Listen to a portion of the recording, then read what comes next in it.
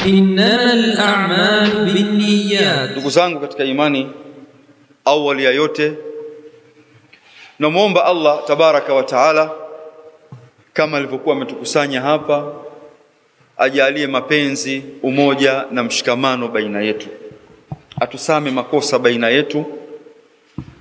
Ndugu zangu, vikao hivi huwa vina kheri kubwa sana.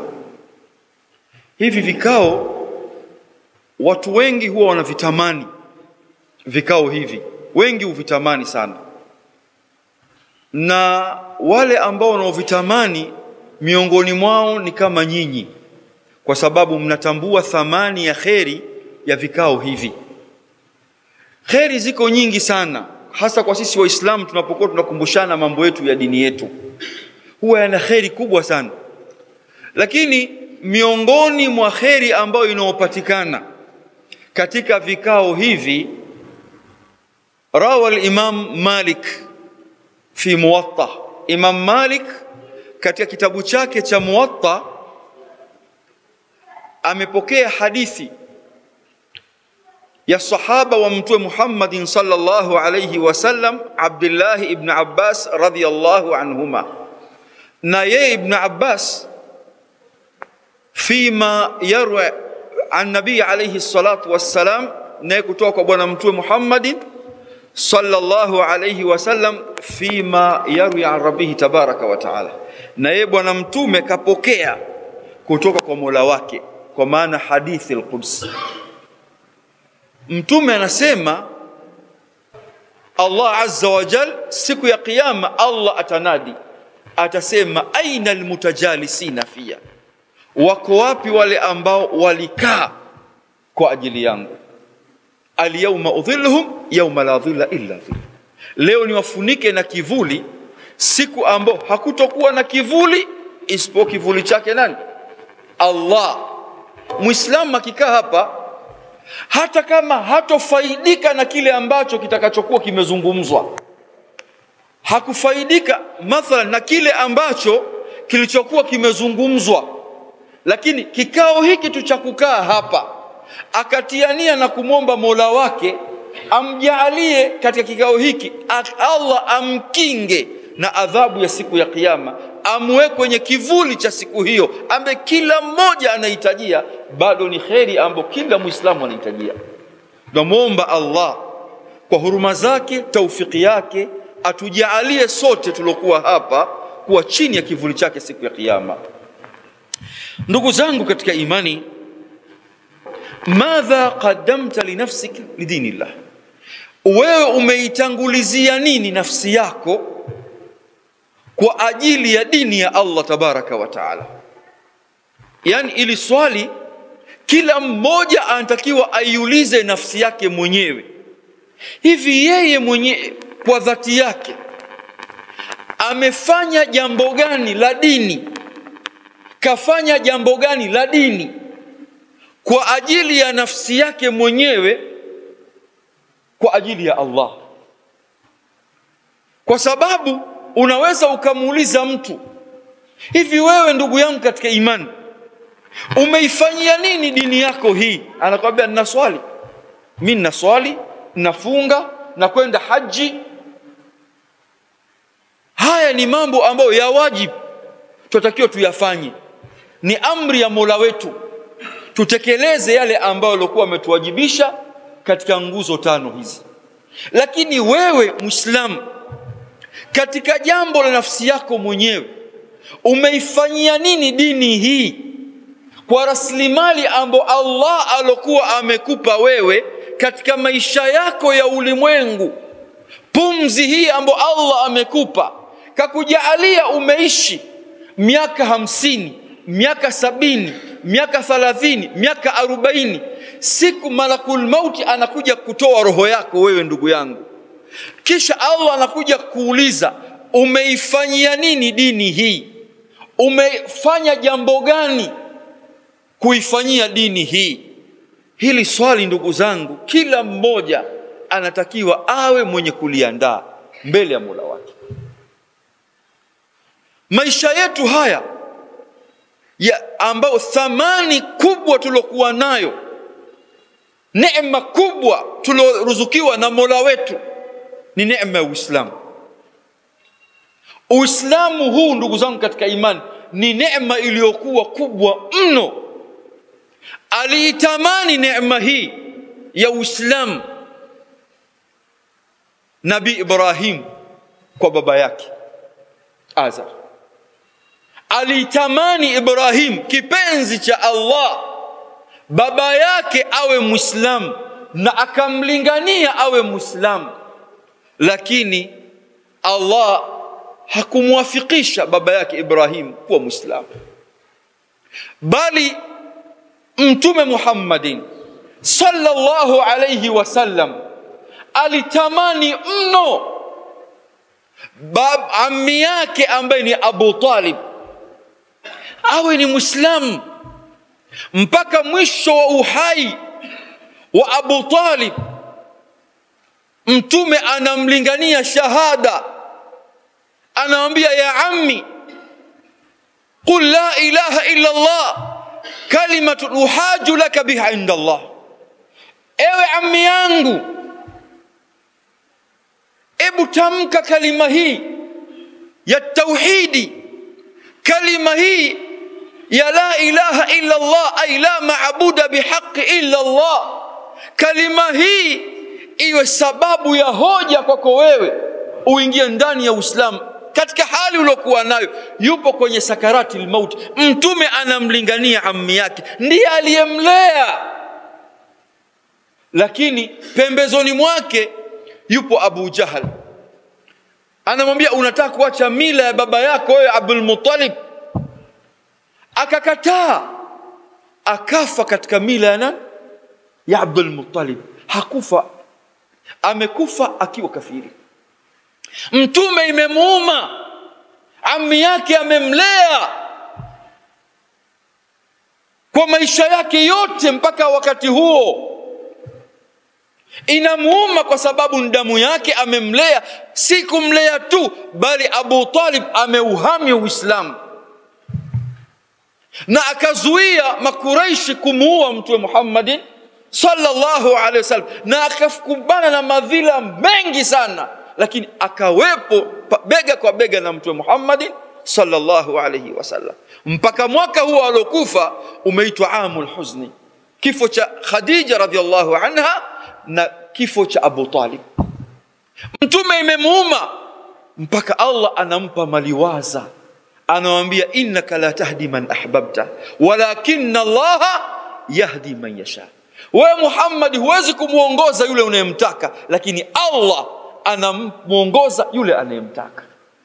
Hii kuonyesha thamani yangu na wewe kuruzukiwa na Allah kuwa ndani ya Uislamu. Hivi lini wewe Muislamu umeamka usiku, umetenga muda wako, umeacha kitanda chako, umeacha shughuli zako, ukanyanyua mikono kumwomba Allah, kumshukuru kwa neema ya Uislamu, ukaamua ya Rabbi nakushukuru kunijalia kuwa Muislamu. Pengine Uislamu wetu unakuwa ni ule wa mazoea, baba Muislamu, mama Muislamu, tumezaliwa kwenye Uislamu, lakini wewe thamani yako, wako wangapi wameutamani Uislamu lakini Allah hakuwapa taufiki ya kuwa Muislamu? Wewe Allah amekupa Uislamu. Hii peke yake neema kama hii. Lini ulikosa usingizi ukawaza ukaona neema hii thamani yake ni ipi?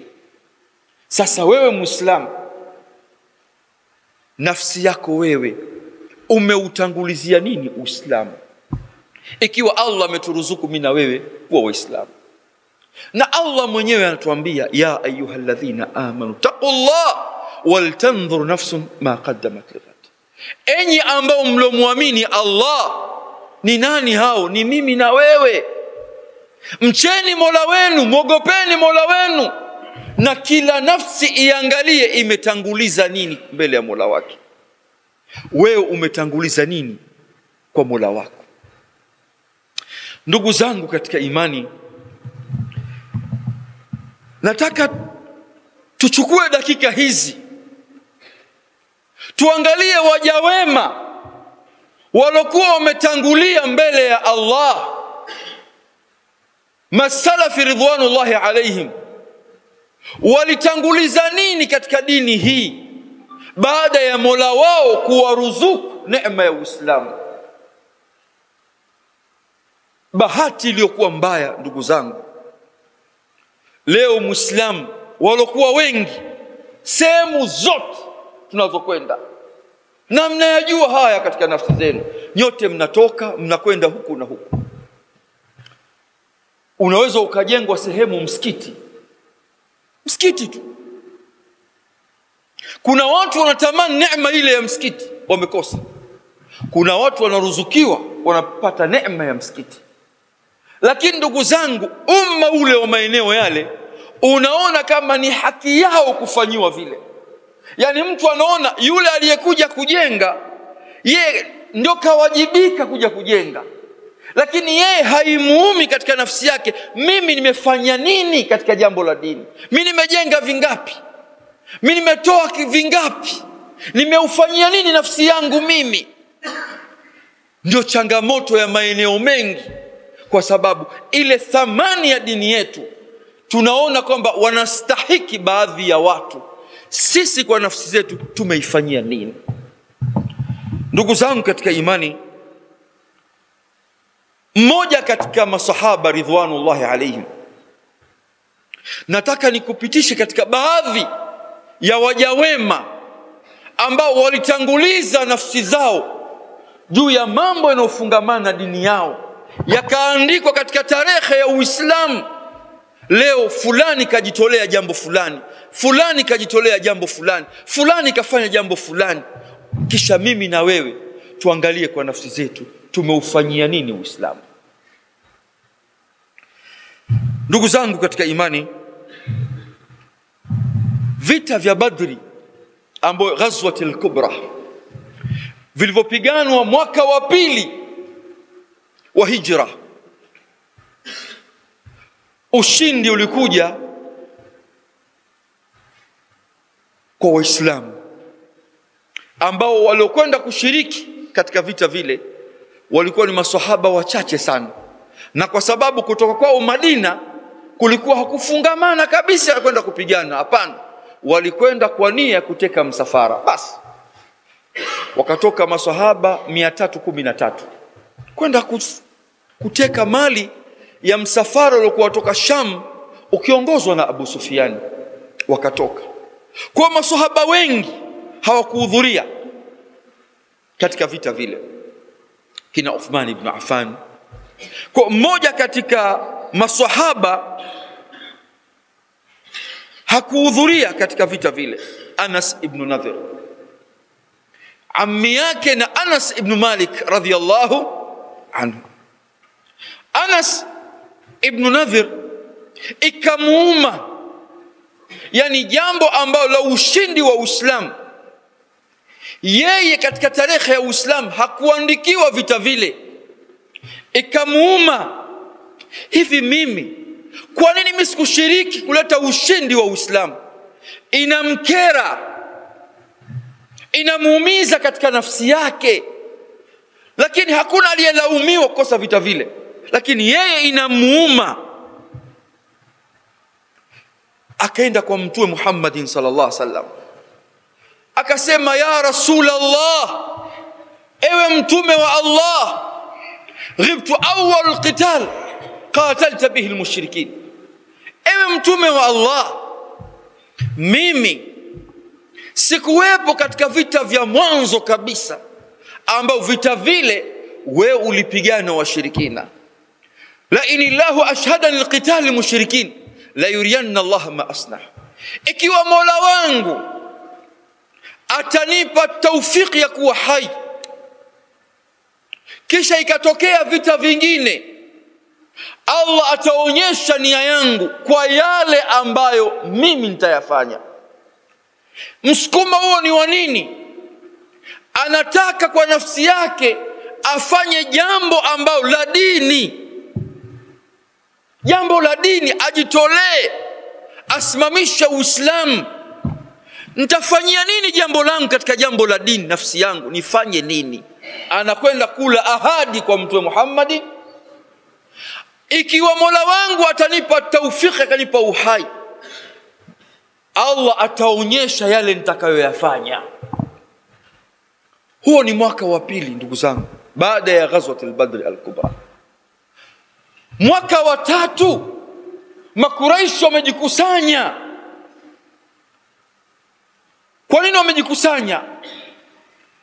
Wameona kwamba wamepigwa, Uislamu unapata nguvu, wakaona walipize kisasi.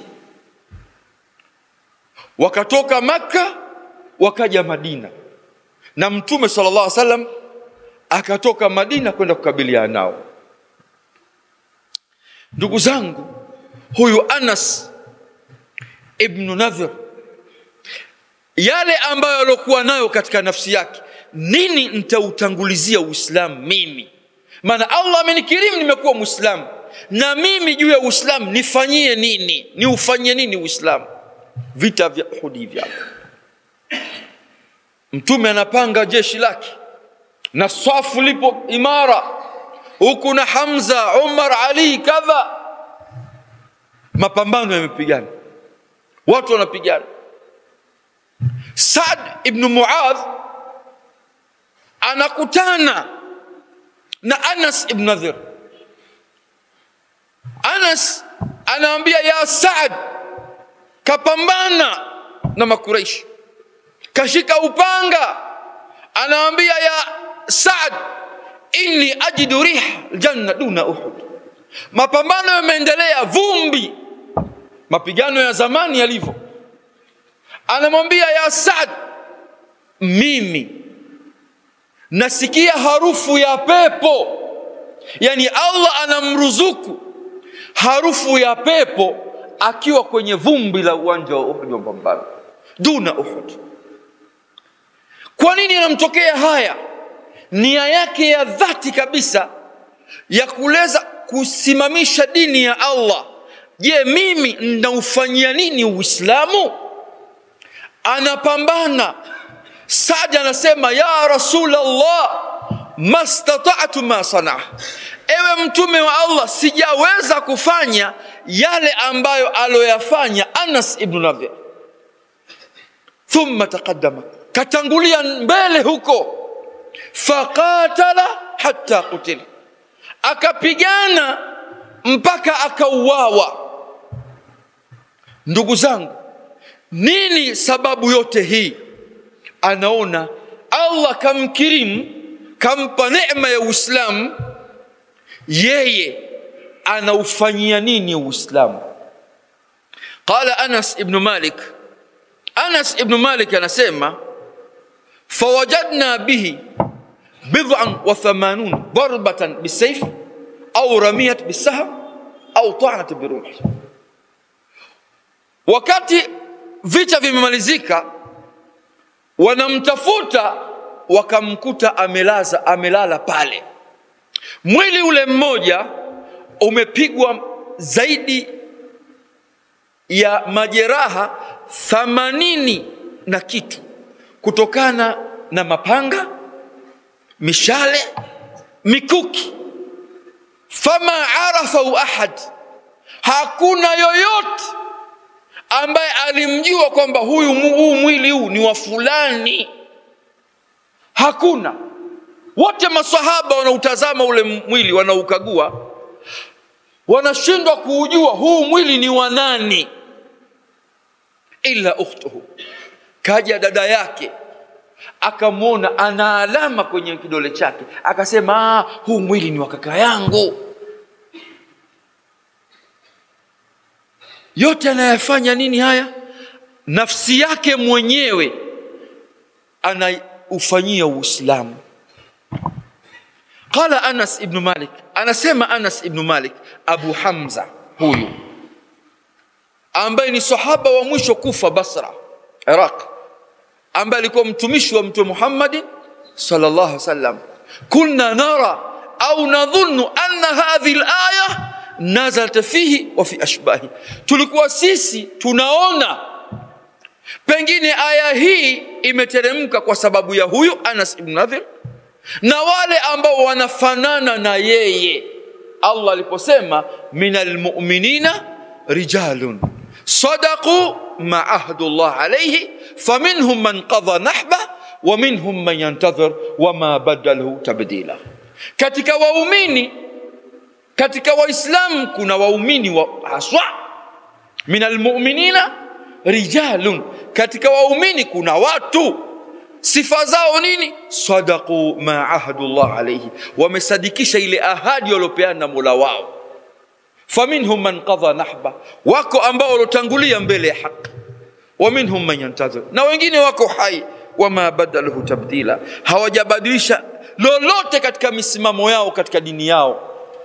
Wewe ndugu yangu katika imani, umeutangulizia nini Uislamu kwa nafsi yako mwenyewe? Inakutosha kuswali peke yake? Inakutosha wewe Muislamu kufunga saum peke yake? Inakutosha wewe Muislamu kwenda haji? Inakutosha haya matendo peke yake ndio yanakutosha qiyamul layli? Lao yangelitosha haya, mimi na wewe leo tusingekuwa waislamu hapa. Lakini kuna watu walifanya juhudi kubwa tutakavyokuja kuona ya da'wa mpaka Allah akajalia hidayah tawfiki. Mimi na wewe leo alhamdulillah ni waislamu. Wewe umeutangulizia nini Uislamu? Unaweza kuwa una jirani yako unakaa naye, jirani yako wewe nyumba ya 3, pengine nyumba moja, unakaa naye miaka 10, unashindwa hata kumlingania Uislamu. Unashindwa hata kumlingania Uislamu. Unashindwa kwenda angalau kununua hata kijitabu kidogo kenye kuzungumzia fadhila za Uislamu ukampa asiyekuwa Muislamu, asa Allah kajalia akampa hidayah tawfiki ya kuwa Muislamu. Bado kwako ni zito, unaliona kwamba hili mimi halikushughulishi. Kwa nini? Wewe 5 salawati, wewe unaswali swala 5, unaona inatosha. Wenzetu wamekutana dhurubu kubwa huko. Anasema Abu Musa al-Ash'ari radhiyallahu anhu, Abdullah ibn Qais, Abu Musa al-Ash'ari, ndugu zangu, mwaka wa 4 Hijria, mwaka wa 4 Hijria, Mtume sallallahu alaihi wasallam ametoka kwenda kuwapiga vita kabila Ghatfani, ghazwatu Dhat ar-Riqa. Ebu waone hawa ndugu zangu maswahaba walomzunguka Mtume Muhammad sallallahu alaihi wasallam, juhudi katika dini hii. Anasema Abu Musa, kharajna ma'a rasulillahi sallallahu alayhi wasallam fil ghazwa, tulitoka na Mtume sallallahu alayhi wasallam kwenda katika jihadi, katika ghazwa. Wa nahnu 6 nafar, sisi tunatembea makundi. Kundi letu sisi lilikuwa lina watu 6, kila kundi linatembea watu 5, 6, 5, 6, 7, 2, 5. Anasema letu lilikuwa lina watu 6. Hili 6 hili bainana ba'irun na'taqibu, tuna ngamia mmoja tu. Ule ngamia tunampanda kwa zamu, safari ndefu, atembea hapa kishuka anapanda huyu, temka hapa anapanda huyu, masafa maili wanakwenda. Anasema Abu Musa, fanaqibat aqdamuna, miguu yetu ikaanza kutoboka kwa mwendo mrefu wa safari wanakwenda. Fanaqibat qadamaya, miguu yangu mwenyewe ikaanza kutoboka, naanza kuona maumivu makali. Wasaqatat athfari, mpaka kucha za miguu zinatoka kutokana na mwendo. Jua, mawe, jangwa. Ndugu zangu, ukitembea jangwani wakati wa jua kali, unaona ule mchanga kama na wenyewe umeushika moto. Maswahaba wanakatiza jangwa, wanakwenda. Kitu gani kinawasukuma haya kunusuru dini hii? Mtu anakwenda mpaka miguu inatoboka, kucha zinabanduka,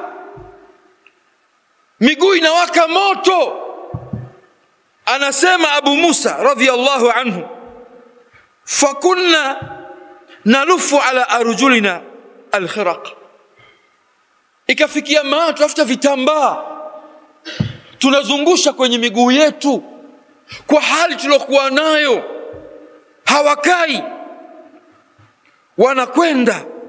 Anasema fasumiyat ghazwa dhata riqa, mpaka hii vita ikaitwa dhata riqa. Kwa nini? Lima kunna nu'assib ala arjuna min alkharaq, kwa sababu ya kufunga miguu yetu vitambara. Hali ngumu kama hiyo. Leo wewe ndugu yangu katika imani, hivi umeshatoka kwenda kulingania dini kwa nafsi yako mwenyewe? Umeifanyia nini juhudi katika hii dini? Ona watu hawa walikuwa ni watu wa namna gani? Bahati iliyokuwa mbaya mal asaf, Waislamu tuliokuwa wengi sisi, ukituuliza tunaona yani Uislamu kama ni haki yetu, yani kitu ambacho ni haki yetu sisi. Hatujui kwamba ni neema Allah ameturuzuku, atakuja kutuuliza nayo. Kwa una haki kama Muislamu ya kufanyiwa. Huko kwetu huko kuna msikiti tuliweka sanda tu. Kwa nini? Tuna hospitali pale Mwanza, wote mnajua, ya Bugando na ile Seketure. Tukasema hii sanda, yoyote yule ambaye pale akiwa ni mgeni tunachukua kwenda kumzika sisi wenyewe, wale ndugu zao wakituruhusu, jambo la kheri hili. Ikafikia mahala ile sanda wakawa wanakuja watu wengine. Kwa sababu gani? Si kitu cha msikitini, mtu anaona naye ana haki ya kukichukua madamu kuna jola pale. Kila anayekufa hii jamani la wale ambao hawana watu kwanza. Hapana, ni haki yetu kwa sababu kipo msikiti. Yani mtu anataka kila kitu Uislamu umfanyie yeye. Ndugu yangu, utakwenda katika mahakama ya Allah, utaulizwa mambo mengi ambao wewe hutonyanyua guu lako arasati alqiyama, katika viwanja vya kiyama, mpaka Allah atakuuliza mambo manne. Umeweza kuandaa jawabu hizi 4 katika mapokezi mengine 5. Mtume anasema lan tazula qadama al-abdi yawm al-qiyama hatta yus'al an 4 khasal. Mtu hatonyanyua guu lake siku ya kiyama mpaka Allah atamuuliza mambo manne. An umrihi fima afna, umri wako umeutumia vipi? Wa an shababihi fima abla, ujana wako umeutumia vipi? Wa an mali min aina iktasaba fima anfaqa, mali yako umeichuma vipi na umeitumia vipi? Wa an ilmi madha amila bihi, elimu yako umeitumiaje? Ili kuonyesha kwamba wewe Muislamu unawajibika kuyafanya mambo juu ya dini yako. Ndugu zangu katika imani, sikwambii ilikuwaje waja wema waliokuwa wametangulia katika mlango wa kheri juu ya Uislamu, walikuwa wanafanya nini nafsi zao kuusimamisha Uislamu. Viko visa vingi, yako mambo mengi, hatuwezi kuyataja kulingana na wakati, lakini tuwe mifano michache tu. Umar radhiyallahu anhu anasema, Abdullah ibn Umar ibn Khattab radhiyallahu anhuma, mtoto wake, asaba Umar ibn Khattab radhiyallahu anhu ardhal bi Khaybar. Umar alipata ardhi Khaybar. Khaybar ni kama kilomita 100 hivi kutoka Madina. Kwa kuna pale Mtume alikwenda akaikomboa ile ardhi baada ya kutoka kwenye sulhu Hudaybiyah. Mashekhe wanatuambia baada ya sulhu Hudaybiyah Mtume sallam chini ya siku 20, ndani ya siku 20 Mtume akatoka kwenda Khaybar, ghazwatul Khaybar. Alivyoikomboa Mtume ile ardhi, akaigawanya, walikuwa Mayahudi pale, akaigawanya Mtume Muhammad sallallahu alaihi wasallam, akawapa kina Abu Bakar, kina Umar, kadha kadha. Sasa angalia maisha ya Umar alokuwa nayo, alivyogawanyiwa ile kipande cha ardhi kama wenzake. Umar faata nabii sallallahu alaihi wasallam, akamwendea Mtume akamwambia, ya Rasulullah, ewe Mtume wa Allah, inni asabtu malan bi Khaybar lam usib malan qattu huwa anfasu indi minhu. Ewe Mtume wa Allah, mimi sijapata mali kwangu yenye thamani nzuri kama mali ya ardhi ya Khaybar. Kwa kuna mitende pale. Kwa hii ardhi ndio kitu kwangu mimi kilichokuwa bora, kizuri kushinda mali nyingine yote ambayo nilikuwa nimeichuma. Fama ta'muruni ya Rasulullah, unaniamrisha nini? Unanipa ushauri gani? Kile kizuri changu ambacho ndio mimi nimekikamata, unataka kunishauri jambo gani? Akusudia afanye jambo gani la kheri? Ndugu yangu katika imani, maisha yetu ya leo, yani mtu kaanza kazi, Allah kamruzuku, jambo la mwanzo ataka ajenge nyumba yake. Akiwa ameshaoa atafanya kazi, Allah tamruzuku, atajenga nyumba ya pili, atanunua shamba, atafanya kadha, yani vile anavyovipenda yeye ndio mwanzo utafanya hivyo. Sote ni hivyo. Umar kapata ardhi ambayo ni mali yenye thamani, anakwenda kwa Mtume, hii ndio kitu kilichokuwa bora kwangu mimi, nataka Mtume anielekeze jinsi gani ya kukitoa kwa ajili ya Mola wangu. Hiki ndio chenye ghali katika maisha yangu, katika mali. Wewe ndugu yangu, watu wale ambao walikuwa wanatoa wakfu kwa mijini ni wale wazee wetu walokufa. Mtu ana nyumba mbili, anatoa moja wakfu. Huko mjini ndio watu walikuwa hivyo. Zile nyumba zote za zamani za wakfu katika misikiti ile, wazee wetu waliokufa ndio ambao walikuwa wakitoa. Allah aliwapa imani sana, na mali yao ilikuwa ndogo sana wazee wale. Yani mtu ana shamba, ana nyumba moja, Allah kamruzuku ana ya pili, anakwenda kuitoa wakfu nyumba ile. Leo kuna watu wana nyumba 10 mjini, hata kutoa chumba akae ustadhi hawawezi. Sikwambii nyumba kwenda wakfu, kutoa chumba tu akae ustadhi anaona anapoteza.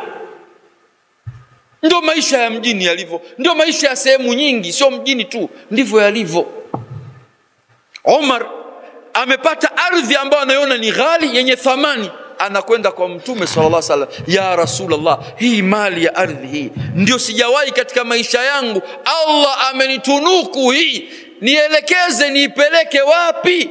Mtume sallallahu alaihi wasallam akamwambia Umar, in shi'ta habasta aslaha, ukitaka iweke wakfu asili yake, sema ardhi hii na iweka wakfu. Kisha akamwambia watasaddaqta biha, ile yanayotoka mule mazao yatolewe sadaka, yafanye kazi ya dini. Umar akasema, akaweka ile ardhi ndio ikawa wakfu. Na hii hadithi ni moja katika hadithi zao ambayo inaonyesha umuhimu wa Muislamu kutoa nini? Wakfu. Umar akaweka wakfu ule, kisha akaandika kwamba isiuzwe, isirithiwe, isipokuwa yule mtu ambaye anayesimamia akila ale kwa wema. Faida tunaoipata hapa, kile kizuri cha mwanzo alichokimiliki kumkumbuka nani? Allah.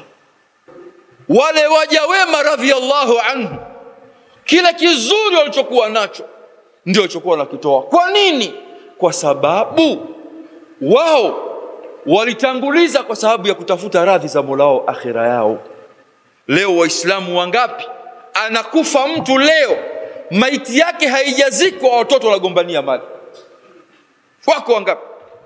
Wengi tu tunaona. Yani watu unaweza kudhani hawa wanachelewesha kuzika, Kwa jambo gani? Pengine watu wanachelewa kuzika kwa sababu wana kikao huko ndani. Kabla hajazikwa watu wataka kuangalia mali itagawanyishwa vipi. Na bahati iliyokuwa mbaya, kuna kisa hapa kimetokea. Yani mzee mmoja Allah alimruzuku mali, lakini akaja kufa kabla hajaenda haji. Wameangalia kwenye wasia, hakutoa wasia. Sasa kule kuna idara ya wakfu kule Zanzibar. Wakaja watu sasa, jamani, kabla hamjagawanyisha mali kwa kila mtu, basi mnaonaje angalau ikatoka fungu tu ili mtu aende akahijiwe? Yani mzee wenu atoke mmoja miongoni mwenu akamhijie baba yake. Wakasema kwanza tugawane, afu yale tutakuja tuangalie mustakbal mbeleni. Sasa wewe na nafsi yako mwenyewe fanya kitu kwa ajili ya dini yako. Kama ni kiwanja, kitoe kwa ajili ya Allah. Nyumba, toa kwa ajili ya Allah. Sadaka, toa kwa ajili ya Allah. Fika mahala unasimamishwa kwenye mahakama ya Allah, Allah anaona kwamba wewe kuna jambo ulikuwa sababu ya kuusukuma Uislamu mbele. Huyu ni Umar. Lakini kuna sahaba wa Mtume Muhammadin sallallahu alaihi wasallam, Abu Dahdah. Ndugu zangu katika imani, Mtume ameketi na masahaba kama hivi. Ameketi Mtume msikitini, yuko na masahaba. Sahaba amesikia aya imeteremka kwa Mtume. Aya gani? Man dha alladhi yuqridu Allah qardan hasana. Nani yule ambaye anamkopesha Allah mkopesho uliokuwa mzuri? Sahaba kakaa, kisha Mtume anateremka aya. Jibril alayhi salatu wassalam anateremka, anakuja na aya hii. Nani yule ambaye anayemkopesha Mola wake mkopesho uliokuwa mzuri, Allah amlipe adhaafan, amlipe maradufu? Sahaba anachanganyikiwa. Abu Dahdah, hivi Allah huyu ambaye lahu mulku samawati wal ardh, yeye ndio mfalme wa mbingu na ardhi, alafu anatuambia sisi tumkopeshe? Anachanganyikiwa. Anaambia ya Rasulullah, Allah yuridu min al-qard. Hivi Allah ndiye anataka sisi tumkopeshe? Allah huyu tuambia naam, ndio nataka kumkopesha Allah. Fanya biashara na Mola wako. Anaambia lete mkono ya Rasulullah haraka. Hakujiuliza watu wangu wataishije, maisha yetu yatakuwaje, itakuwaje. Maadamu yeye anafanya biashara na Mola wake, lakini kuna kitu gani ambacho anakifanya kwa ajili ya Mola wake? Lete mkono ya Rasulullah. Anaambia ya Rasulullah, mimi na shamba langu lile unalifahamu, fiha 600 nakhla, kuna mitende 600, na kushuhudia ya Rasulullah, lote hilo nimelitoa kwa ajili ya Allah, nimemkopesha Mola wangu. Ndugu zangu, mitende 600 sio mchezo. Miaka ile Madina, mitende 600 ni mali kubwa sana. Lakini ameangalia nini? Mimi yote ninaacha, naingia kwenye mwanandani wenyewe haizidi shibiri 2, naingia pale, ndio maisha yangu yanaishia pale. Lakini kitu gani ambacho nakitanguliza kwa Mola wangu? Hii ndio fursa. Hii fursa sasa kaipata. Alivyotoa shamba lile, kaishajua kamkabidhi Allah mkopo. Mtume ndio wakili wa Mola wake. Maana ya Rasulullah, lete mkono na kushuhudia kwamba shamba hili nimemkopesha nani? Allah na mtume wake. Kakaa, nafsi imeshuka, anasikia raha, anakumbuka mke wangu na mwanangu wako wapi? Shambani. Anatoka mbio mpaka shambani. Ya Ummu Dahdah, ukhriji, toka humo haraka, mimi shamba nishamkabidhi Allah, nimemkopesha Allah na mtume wake. Ndugu zangu, wake zetu wa leo nataka tuwaandae. Yani una shamba la eka 2, alhamdulillah limejaa migomba ya kisawasawa na migomba imeshakubali, ndio msimu wa mavuno. Alafu unakwenda kumwambia bana, mke wangu toka humo, mimi ile jambo nishalipeleka msikitini, shamba ile sadaka. Yataka taufiki, tuandae. Huyu mama alimwambia, umepata faida mume wangu, umefanya kheri. Akatoka mbio. Kitu gani kilimsukuma? Asije yule mama na mwanae wakachukua tende, wakachukua vitu mwe, na tayari ili shamba si mali yao tena. Mama anatoka bila kuchukua chochote. Maisha yangu mimi na wewe ndugu yangu, tumeufanyia nini Uislamu? Hao walikuwa maswahaba tu. Aisha radhiallahu anha, Aisha mke wa Mtume Muhammad sallallahu Ummu Abdillah radhiallahu anha,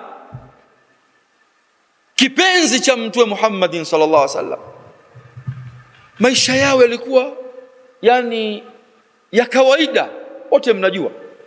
Yani hata wakati ule wa Mtume sallallahu ilikuwa inapita masiku, mwezi, nyumba ya Mtume hakuwashwi moto, hakuna kinachopikwa. Sana wanajirani wa Kianswari pale mtia maziwa na tende, aswadan tamru wal ma, ndio wanakula. Ndio maisha walokuwa wake za Mtume Muhammad sallallahu alaihi wasallam. Imepita muda, kafa Abu Bakar, kafa Umar, kafa Uthman, kafa Ali, kaja Hasan, akashika uongozi Muawiya radhiyallahu anhu arda, sahaba wa Mtume Muhammad sallallahu alaihi wasallam, Muawiya ibn Abi Sufyan. Sahaba huyu akawa ana wakirimu kama walomtangulia, anagawa mafungu kuwapa wake wa Mtume Muhammad sallallahu alaihi wasallam. Mafungu kila mwezi, kila kadha, katika baiti mali anawapa. Ndugu zangu, Aisha ana mtu mmoja anaishi naye. Nani? Barira. Barira ni yule ambaye aliyekuwa mtumwa wa kike, Aisha akafanyaje? Akamnunua, akampa uhuru wake. Sasa wakati wamekaa, anna Muawiya ibn Abi Sufyan ba'atha ila Aisha radhiallahu anha 100,000 dinar. Aisha, Muawiya akampelekea Aisha radhiallahu anha 100,000 dinar. Kwa leo sijui niseme ngapi hizi kazipata Aisha zake za halali. Lakini baada ya kuzipata tu, faqasamata, akazigawanya zote. Wala mtatruku minha shay'an, hakubakiza hata ndururu moja. Zote 1000 dinar kazitoa sadaka, hakubakiza hata chembe ndani. Qalat Barira, mtumishi wake yule anamwambia, anti saima, wewe umefunga saum. Fahala, hivi wewe ibtaat lana bidirham lahma, hukuacha angalau basi kadirham kamoja tunue hata nyama tufuturie tu, nyama tufuturie. Aisha radhiallahu anha anasema, lau anni dhakartu, lau ningelikumbuka kwamba tumefunga saumu, hatuna kitu ndani, ningelifanya hivyo, la faaltu. Ebu waone maisha yao. Anakabidhiwa 1000 dinar, anazitoa zote, anashindwa kubakisha hata kitu ambacho cha kumsaidia yeye kupata riziki ya kufuturu. Wewe ndugu yangu katika imani, unaufanyia nini Uislamu kwa neema hii ambayo Allah alokuwa amekukirimu wewe? Utamwambia nini Allah? Sikwambii kwenye ilmu, iko mifano mingi ya elimu. Masahaba ridwanullahi alaihim wametumwa na Mtume Muhammad sallallahu alaihi wasallam kupeleka elimu. Baada mwaka wa 10 walikuja watu 12, Bai'atul Aqaba al-ula. Mwaka wa pili walikuja watu 12 kutoka Madina, Yathrib. Wakati huo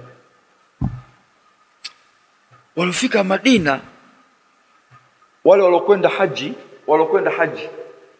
pale kwenye Jamratul Aqaba pale Mina. Pale wale watu 12 wale walikuja pale wakasilimu pale. Baada ya kusilimu wakaondoka, wakarudi mwakani, lakini wakaja watu 72. 70 wanamume, 2 na wanawake. Miongoni mwa wale wanawake mwanamke Nusaybat binti Ka'b al-Aslamiyya min Bani Najjar. Sasa wakafunga mkataba wa pili pale. Kisha Mtume Muhammadin sallallahu alaihi wasallam akamtuma Mus'ab ibn Umair aende kule akafanye kazi ya da'wa. Balozi wa kwanza, kijana wa Makka, Mkuraishi, barubaru, Mus'ab ibn Umair, kijana bontauni wa mjini. Kwao kuna mali, hakuna nyumba yote ya Makka ila mabinti wa nyumba zile wazazi wao walitamani Mus'ab awe mule ndani kwao. Akipita mtanashati mzuri, kijana kasilimu, Mtume ndo akamtuma kuwa balozi wa kwanza na hawa 72 aende nao Madina. Ndugu zangu, Mus'ab kaenda kafanya kazi ya da'wa kubwa. Mtume kuhama Maka kwenda Madina, hijra, ni baada ya ithbati ya balozi wake ambaye ni Mus'ab ibn Umairi kwamba ndani ya Madina ya Rasulullah hakuna mtu yoyote ila anakutaja kwa wema. Da'wa kafanya, imeingia huko, kafanya kazi ya da'wa. Watu wamesilimu, watu wana hamu ya kumwona Mtume, wana hamu ya kumkinga Mtume, ya kumuhami Mtume. Mtume baada ya ithbati ile, ndio sasa Allah anamruhusu Mtume Muhammad kutoka wapi? Kutoka Makka kwenda Madina. Kijana mdogo Mus'ab, mpaka Mus'ab anakuja kuuawa katika ghazwat al-Uhud. Huyu kijana ambaye Madina imeandikwa historia ya taufiki ya Allah ya watu kusilimu kuwa ni balozi, yeye kaufanyia Uislamu, kaifanyia dini hii kazi. Hawakujali maisha, hawakujali kesho itakuwaje ya kidunia, walikuwa wanaangalia kesho ya akhera itakuwaje. Sisi tunaangalia kesho ya kidunia imekaaje. Huyu Mus'ab huyu, ndugu zangu, kauawa. Kuna maswahaba ambao walibashiriwa pepo wakiwa duniani hapa duniani, wale 10 mubashirina fil janna. Miongoni mwao alikuwepo nani? Alikuwepo Abdurrahman ibn Auf. Anasimulia mwanae huyu na Abdurrahman ibn Auf, anaitwa Ibrahim. Anasema utiya bit'am wa kana saima, ameletewa chakula naye kafunga saum. Unajua mwanadamu yote ndio tuko hivyo, wakati wa kufuturu unakitamani kile chakula ambacho unachokipenda wewe ule. Kila mmoja ana choice yake ya chakula anachokipenda. Abdurrahman ibn Auf kaletewa chakula anachokipenda, kakitazama chakula kile, kakitazama, ndio muda wa kufuturu, akakumbuka kazi aliyoifanya Mus'ab katika dini hii.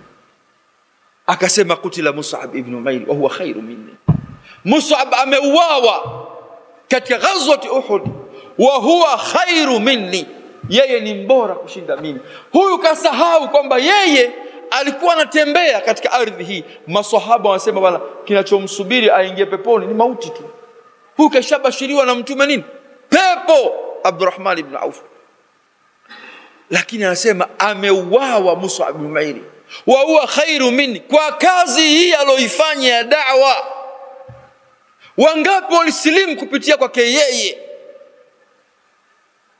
Anasema pamoja na ubora wake, pamoja na hayo falam yujad lahu ma yukaffalu fi illa burda, hakuna kilichopatikana angalau cha kumstiri kwenye sanda tu. Sanda, mtu ambaye Madina imeandikwa historia ya Mus'ab, lakini hakuna ambacho kilichopatikana cha kumstiri aliyekuwa bora huyu ila kipande kidogo cha shuka kidogo. In ghutiya biha rasu, ukifunika kichwa maiti ile miguu iko nje, ukifunika miguu kichwa kiko nje. Mtume akasema mfunikeni jamani kichwani, miguuni huku mfunikeni majani al-idkhir, mfunikeni majani. Anazikwa mtu wa namna hii ambaye Uislamu kaufanyia kazi kubwa. Wamesilimu watu waliokuwa mashuhuri, watu bora kupitia katika mkono wake. Anakufa kifo cha namna hii. Huyo Abdurrahman anakumbuka hali hii, anasema u'tina min ad-dunya ma u'tina au bustalana min ad-dunya ma busta. Dunia imekunjuliwa. Wakati huo anasema dunia imekunjuliwa hii kama mnavyoona imekunjuliwa leo. Au u'tina min ad-dunya ma u'tina, au tumepewa katika mambo ya ulimwengu kama hivi leo tulikuwa tumepewa. Eti wakati huo baada ya kifo cha Mtume, miaka imepita, anaona kwamba pengine kujenga nyumba nzuri ambayo ni halali katika Uislamu, kuwa na shamba halali katika Uislamu, kuwa na kipando kizuri ni katika jambo halali katika Uislamu. Lakini yeye sasa anakumbuka athari ile, anasema leo kuwa na vitu vizuri, huenda Allah kutujaribu kutupa vitu vizuri, huenda anatulipa malipo yetu ya duniani hapa hapa, kesho tusiwe na chochote. Analia, anaacha kula, anaacha kufuturu. Wanaona kitu gani wakifanya kwa sababu ya hii dini. Huyo ambaye alitoa sadaka zaidi ya mali iliyokuwa kwenye ngamia zaidi ya 1000, imekuja wakati wa kahfi, kagawa mali. Anaona bado Waislamu wamedharurika, hakuna chakula katika mji wa Madina, mvua imekataa, katoa mali yote fi sabilillah. Lakini bado anaona na nafasi yangu gani ya kuutangulizia Uislamu. Mchumi wa Abdurrahman ibn Auf, wewe ndugu yangu unaelea kwenye neema hii ya Uislamu, lakini kitu gani ulichokuwa umeifanyia Uislamu? Bahati iliyokuwa mbaya, Ibn Jawzi rahmatullah alayhi, mwanachuoni mkubwa huyu, mwanafunzi wa Sheikhul Islam Ibn Taymiyyah rahimahullah, anasema aslama, wanasema wanazuoni, aslama ala yadihi akthara min 20,000, wamesilimu kupitia mkono wake yeye zaidi ya watu 20,000 wamesilimu kupitia da'wa. Kawalingania watu, kawaendea watu majumbani, kawafuata mashambani, kawafuata masokoni, wamekuja msikitini kadha, zaidi ya watu 20,000 wamesilimu. Sikwambii hivyo tu, anasema wataba bisababihi, yani wametubu kwa makosa mbalimbali watu kwa kupitia da'wa alokuwa anaifanya, zaidi ya watu 100,000, zaidi ya watu 100,000 wametubu makosa yao kupitia da'wa alokuwa anaifanya Ibn Jawzi. Wasanafa akthar min 2000 musannaf, ametunga vitabu zaidi ya 2000, vitabu katunga zaidi ya 2000.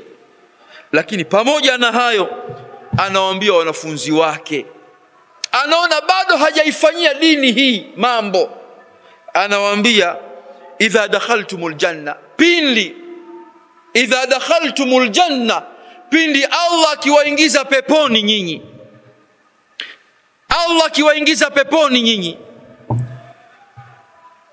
wala mtajiduni, mkanitafuta hamjanipata,